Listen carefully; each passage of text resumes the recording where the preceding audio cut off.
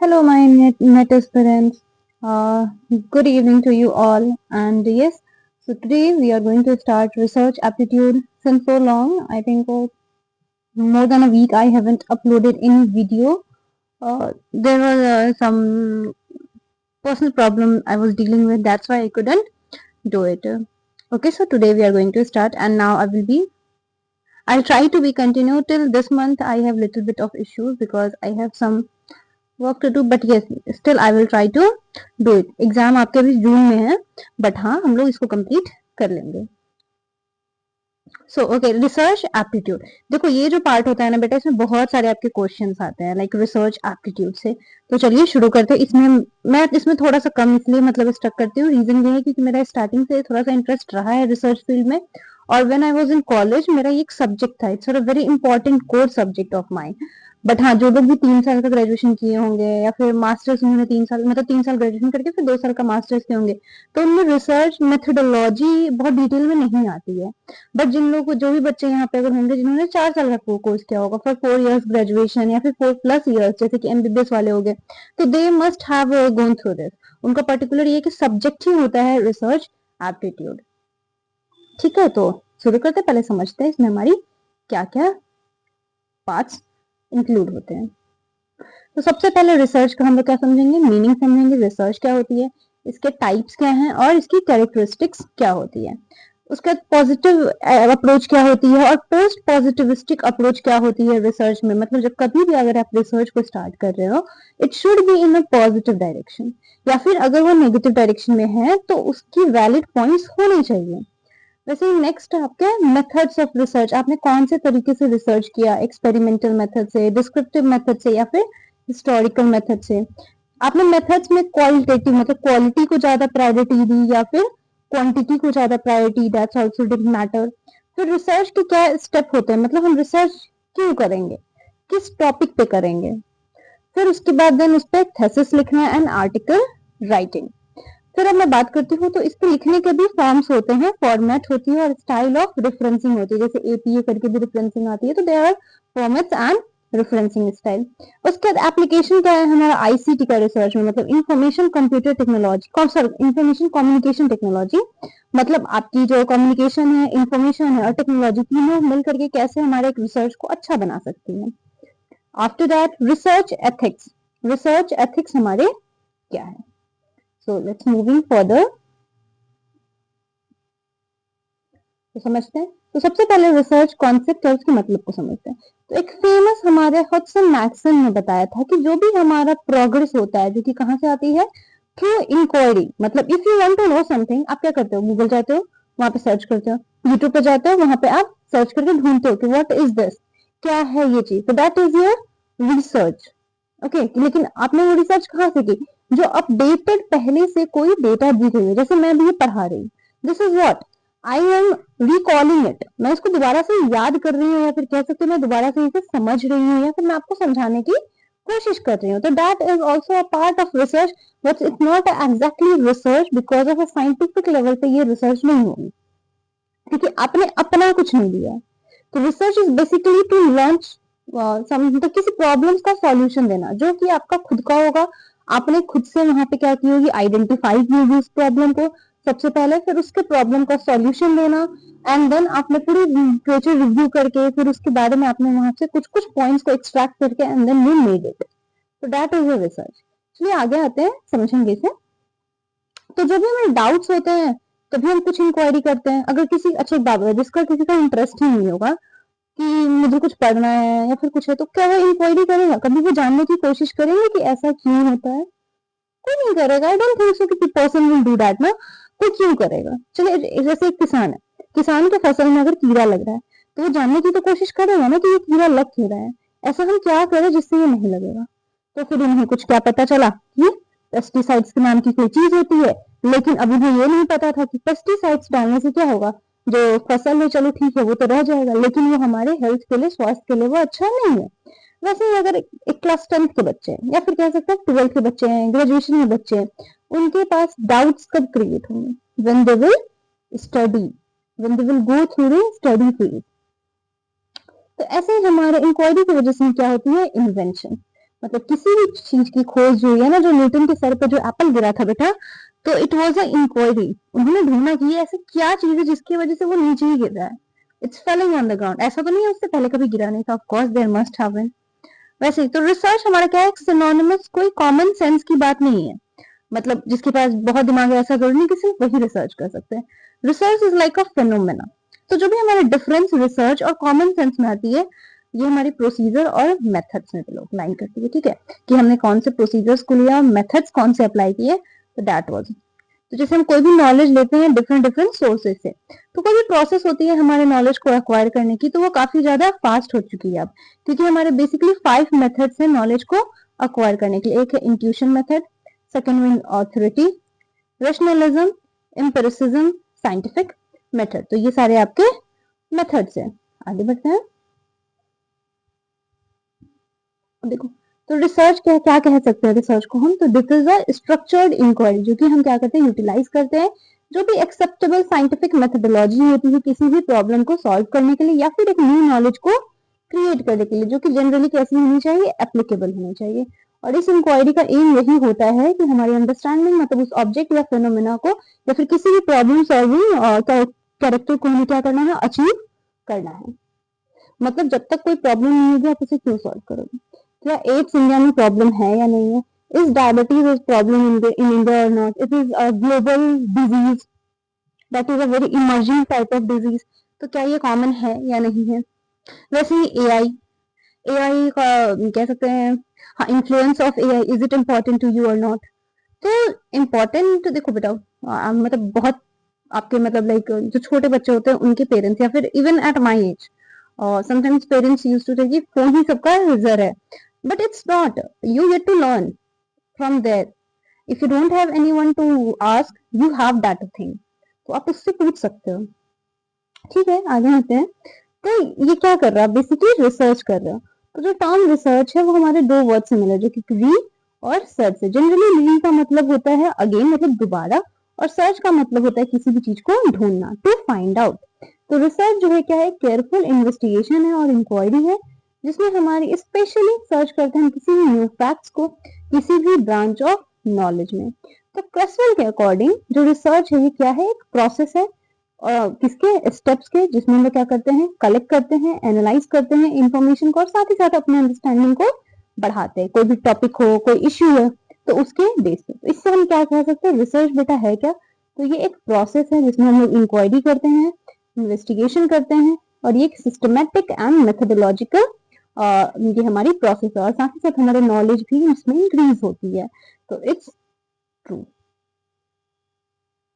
अब जैसे कुक ने बताया था कि ब्यूटीफुली उसने रिसर्च को आउटलाइन किया था कि ये एक ऑनेस्ट, एग्जॉस्टिव, मतलब आपको ये करते करते ऑफ कोर्स आप, क्योंकि it took some lot of time, आपकी पूरी लाइफ चली जाती है, that's a reality. And intelligent searching for facts और उनके मीनिंग्स, इम्प्लीकेशंस और रेफरेंस टू द प्रॉब्लम। तो इन्होंने एक एक्रोनिम डिफाइन किया था रिसर्च के लिए। सबसे पहले क्या, रेशनल वे ऑफ थिंकिंग, मतलब सही तरीके से सोच को डेवलप करना। फिर एक्सपर्ट आपको उसमें बनना पड़ेगा, लेकिन वो धीरे धीरे आती है। इट्स नॉट लाइक कि एक दिन में आ जाएगी या एक रात में ही आप इतना पढ़ लोगे कि आ जाएगी। No, it's never like that. You must have to go it for a long, मतलब एक ये बहुत ही लॉन्ग रन है आपकी। ओके, हाँ, तो एस का मतलब है सर्च एंड सॉल्यूशन, मतलब आप आर से क्या होगा, तो सबसे पहले सही तरीके से सोचना। ई मतलब एक्सपर्ट और एग्जॉस्टिव, इसमें आप हो सकते हो। S is for search and solution. E हमारे एग्जैक्टनेस उसमें आनी चाहिए। A is for analysis and R is for relationship of facts, मतलब पूरे फैक्ट के बारे में बताना और उनके जो भी रिलेशन है। फिर सी मतलब हमारा क्या, C stands for critical observation, और आप एक केयरफुल प्लानिंग करो और साथ ही साथ एक कंस्ट्रक्टिव एटीट्यूड को रखना और एक content generalisation. H is for honesty and hard work. तो this is what research stands for. Research का फुल फॉर्म बेटा आपका यही होता है। So yes, moving further. अब देखो, जो आपके साइंटिफिक मेथड होते हैं ये हमारे कुछ सिस्टमेटिक ऑब्जर्वेशन, मतलब सिस्टमेटिक मतलब एक एक करके ये होंगे। क्लासिफिकेशन इसमें है, और हम डेटा को इंटरप्रेट करते हैं, मतलब डेटा को हम समझते हैं। रिसर्च बेसिकली एक साइंटिफिक नेचर की ये होती है, तो इसमें हमें जो भी अचीव करना होता है, ऑब्जेक्टिव जो हमारा आता है वो बिल्कुल अनबायस्ड होना चाहिए। अब देखो बहुत बार आपके ये टर्म्स आए होंगे, बायस्ड एंड अनबायस्ड। बायस्ड का मतलब होता है if you getting a thing, मतलब मेजोरिटी आप किसी चीज को दे रहे हो, या फिर कह सकते हैं कि आप किसी चीज को थोड़ा सा क्या कर रहे हो, तरफदारी कर रहे हो, या फिर उसके साइड आप वर्क कर रहे हो, but you have to be like unbalance. मतलब कि अगर आपके पास कोई एक टॉपिक आपने उठाया, जैसे कि मैं बता रही हूँ डायबिटीज उठाया, तो उसमें जो भी आप मेडिसिन की स्टडी करते हो कि ड्रग्स के साइड इफेक्ट्स क्या होते हैं, तो विदाउट अनबायसनेस करना होता है, मतलब बिल्कुल भी बायसनेस उसमें नहीं होनी चाहिए। तो डेटा की इवैल्यूएशन अनबायस्ड होना चाहिए। और ऐसा कुछ भी नहीं है जो हमारा अनसाइंटिफिक रिसर्च अप्रोच, ऐसा कुछ भी नहीं है। इवन हमारे सोशल साइंसेज में भी हम अनसाइंटिफिक रिसर्च अप्रोच, मतलब जैसे कोई टर्म ही नहीं है, तो आपकी जो सोशल साइंस भी है उसमें भी जो हमारी रिसर्च होती है that is a scientific method.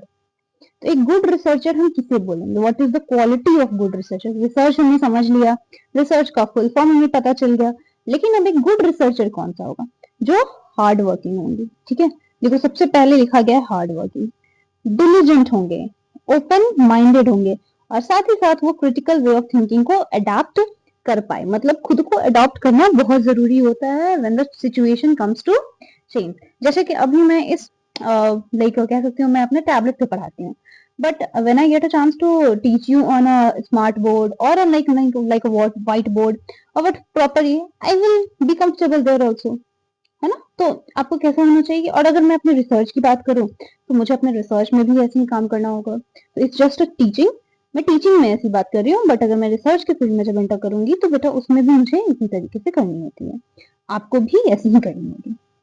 तो देखते हैं, तो हमें पता क्यों नहीं हुआ था, वी शुड नो कि साइंटिफिक मेथड हमारे लिए क्या है। तो रैंडम हाउस डिक्शनरी, तो इन्होंने बताया कि साइंटिफिक मेथड एक प्रॉब्लम को आइडेंटिफाई करना है। मतलब कि सबसे बड़ी एक प्रॉब्लम क्या है, हमें क्यों रिसर्च की जरूरत पड़ी। Like my field is going to be a physical education, तो मैं फिजिकल एजुकेशन में किस चीजों पर रिसर्च कर सकती हूँ। तो there are lots of type topics, topics की कभी कोई कमी नहीं होती। तो मेरा ग्रेजुएशन जो था उस पर मैंने कार्डियो पे किया था, so I am still thinking to I will opt for cardio plus sports. मैं कार्डियो प्लस स्पोर्ट्स को मर्ज करके मैंने एक टॉपिक निकाला है। अगर कोई सुने या फिर किसी को इसे देखे तो please tell me and let me know about this.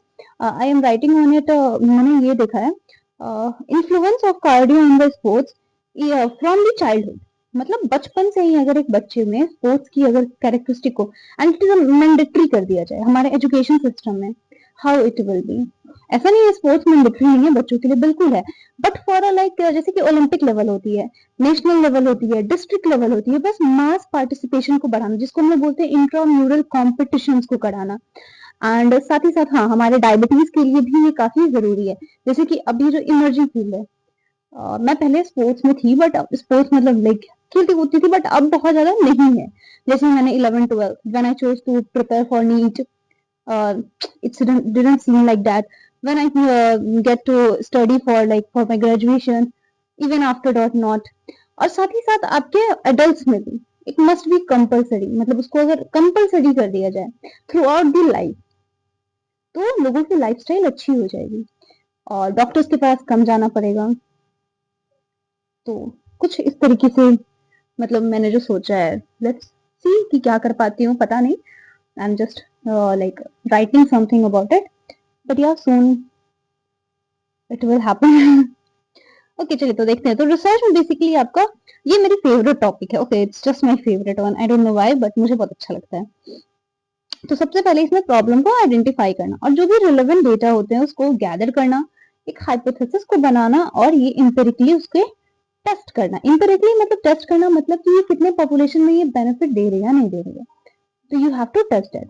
तो रिसर्च क्या है, तो बेसिकली एक जर्नी को कैरी करना है through out your life, and आपको पता होना चाहिए कि फाइनल डेस्टिनेशन क्या होगी, व्हाट यू आर डूइंग, मतलब जो आप सोच रहे हो क्या एक आपकी पॉजिटिव थिंकिंग है, बिल्कुल है। तो हमें इसके लिए क्लियर होना पड़ेगा कि हम जो भी रूट ऑफ को अडॉप्ट कर रहे हैं, और जो सीक्वेंस ऑफ स्टेप्स जो होते हैं इस जर्नी में वो एब्सोल्यूट नहीं होते, और हर स्टेप पे हमारी क्या होती है, मल्टीप्लिसिटी होती है हमारे मेथड्स की, अप्रोचेस के एंड प्रोसीजर्स के। तो यहाँ पे हम एक्सपीरियंस करते हैं, जो रिसर्चर्स होते हैं समटाइम्स अपने ऑब्जेक्टिव्स को रीच करने के लिए बहुत सारे एक्सपीरियंस उनके पास आते हैं। तो रिसर्च हम किस चीज पे कर सकते हैं, मतलब कौन कौन से इश्यूज पे किया जा सकता है। तो यहाँ पे कुछ क्वेश्चन दिया हुआ है कि कैसे हमारा कोविड-19 डिजीज जो है वो इरप्ट हुआ और स्प्रेड हो गई थ्रू आउट दी वर्ल्ड। बिल्कुल कर सकते हैं, that was a very emerging at that time, back in 2020। फिर कुछ कॉमन कंडीशंस जो हमारे रूरल स्टूडेंट्स में देखने को मिल रहा है, क्या दिक्कतें आ रही हैं। फिर एनईपी ने कैसे हमारे इवॉल्व किया इंडिपेंडेंस के बाद। तो फिर उसके बाद मतलब ये हर सब्जेक्ट का अलग अलग होता है बेटा टॉपिक, नॉट कि आप जिस सब्जेक्ट में आप उस सब्जेक्ट को लेके कैरी करते हो। मतलब जैसे कि मैं अगर कह सकती हूँ फिजिकल एजुकेशन, तो मैं ऐसा नहीं कि मैं टेक्नोलॉजी लेकर के हाँ आ सकती हूँ, लेकिन जो फिजिकल एजुकेशन है, जो टेक या फिर इक्विपमेंट्स या फिर कह सकते हैं जो आपके प्रोटेक्टिव डिवाइसेस जो यूज होते हैं, मैं उस पे कर सकती हूँ, but not on the like computer machine thing, मैं उस पे नहीं कर सकती हूँ। तो इनके जो क्वेश्चन है ना रिसर्च के, दैट विल बी एंडलेस, मतलब उसका कोई अंत नहीं है। तो एक बच्चे में जब क्वालिटी होती है ना क्वेश्चंस अराइज करने की, वो आपकी और बढ़नी चाहिए। जैसे कि मैं छोटे बच्चों को भी पढ़ा रही थी, बहुत बड़े बड़े बच्चे नहीं थे, 8 9 10 के बच्चे थे। तो मतलब दे हैव द क्वेश्चंस, मतलब कभी कभी उनके अंदर जो क्वेश्चन आता था, आई लव दैट, मतलब वो चीज, वो क्यूरियोसिटी आनी चाहिए, क्योंकि अगर वो क्यूरियोसिटी नहीं है तो फिर आपके पढ़ने का कोई फायदा नहीं है। You have to be curious. ठीक है, आगे देखते हैं, लेट्स मूव फर्दर। अब देखो रिसर्च के ऑब्जेक्टिव्स क्या है। तो सबसे पहले हमें कुछ चीजों पे लेकर के नैरो डाउन होना होगा, कुछ एसेंशियल्स को लेकर के। सबसे पहले तो क्या, तो हमें सिमिलरिटी को गेन करना होगा, साथ ही साथ एक इंसाइट को भी, सम कुछ फेनोमेना के लिए। उसके अलावा जो भी एग्जिस्टिंग नॉलेज है, मतलब जो भी रिसर्च को पहले उठाते हैं टॉपिक, पहले हमें उसमें देखना पड़ता है लिटरेचर रिव्यू। लिटरेचर रिव्यू का मतलब होता है कि अभी तक कितने रिसर्चेज इस पे हो चुके हैं, प्रेजेंट टाइम में क्या इस पे भी वर्क हो रहा है, नहीं हो रहा है। क्योंकि फिर आप दोबारा उसी चीज पे रिसर्च करोगे तो फिर तो कोई फायदा नहीं है ना, you are not giving something new.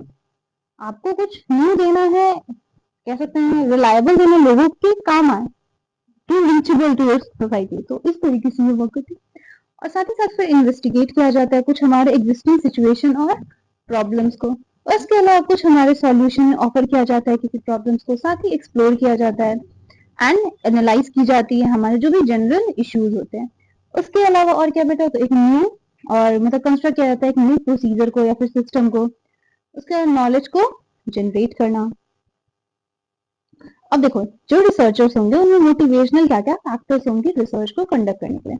तो यूजुअली जो रिसर्च होते हैं हमारे, ये काफी लंबा समय लेते हैं, क्योंकि एक मोटिवेशनल एस्पेक्ट इसमें काफी जरूरत होता है। क्योंकि अगर आप रिसर्चर बनने की सोच रहे हो and if you don't have time, don't go for it, but if you have, you can. तो एक रिसर्च डिग्री लेने के लिए उसके कुछ कॉन्सिक्वेंशियल बेनिफिट्स भी हैं, कुछ चैलेंजेस भी आपको फेस करने पड़ेंगे जब आप अनसॉल्व प्रॉब्लम्स को सॉल्व करने जाएंगे। उसके अलावा आपकी इंटेलेक्चुअल सेटिस्फैक्शन जब आप इनोवेटिव वर्क करोगे। तो ये सारे आपके कुछ मोटिवेशनल फैक्टर्स है। आपको ये भी अच्छा लगे कि आपने अपने सोसाइटी के लिए कुछ किया। ठीक है, क्या कह रहे हैं, डाई विथ स्माइल। तो yes, and live with, of course die तो चलो वो तो अंत है, बट लिव विथ स्माइल मतलब एंजॉय द प्रोसेस।